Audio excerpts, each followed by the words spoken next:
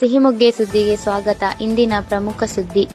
Shivamogga, Israel, Iran ನಡುವೆ ನಡೆಯುತ್ತಿರುವ ಯುದ್ಧವನ್ನು ಖಂಡಿಸಿ ಹಾಗೂ ವಿಶ್ವದಲ್ಲಿ ಶಾಂತಿ ನೆಲೆಸಲಿ ಎಂಬ ಸಂದೇಶದೊಂದಿಗೆ ಸಂಯುಕ್ತ ಹೋರಾಟ ಕರ್ನಾಟಕ ಪ್ರಗತಿಪರ ಸಂಘಟನೆಗಳ ಒಕ್ಕೂಟದ ವತಿಯಿಂದ ಇಂದು ಸಂಜೆ ನಗರದ ಗೋಪಿ ವೃತ್ತದಲ್ಲಿ ಮೇಣದ ಬತ್ತಿ ಹಿಡಿದು ಶಾಂತಿ ಪ್ರತಿಭಟನೆ ನಡೆಸಲಾಯಿತು.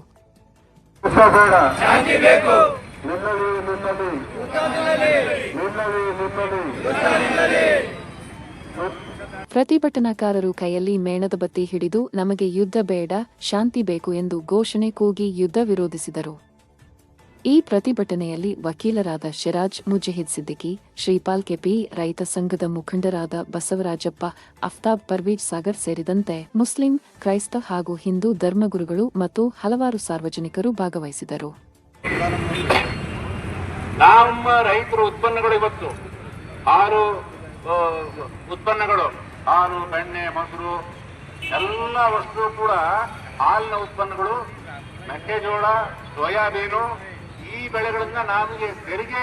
ಈ ಸಂದರ್ಭದಲ್ಲಿ ಪ್ರತಿಭಟನಾಕಾರರು ನಮಗೆ ಯುದ್ಧ ಬೇಡ, ಶಾಂತಿ ಬೇಕು ಎಂದು ಘೋಷಣೆ ಕೂಗಿ ಯುದ್ಧವನ್ನು ತಕ್ಷಣ ನಿಲ್ಲಿಸಿ ವಿಶ್ವದಲ್ಲಿ ಶಾಂತಿ ಸ್ಥಾಪನೆಗಾಗಲಿ ಎಂದು ಆಗ್ರಹಿಸಿದರು.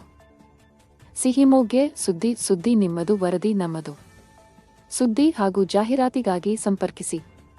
ನಿಮ್ಮ ಬೆಂಬಲ ನಮಗೆ ಪ್ರೋತ್ಸಾಹಧನ.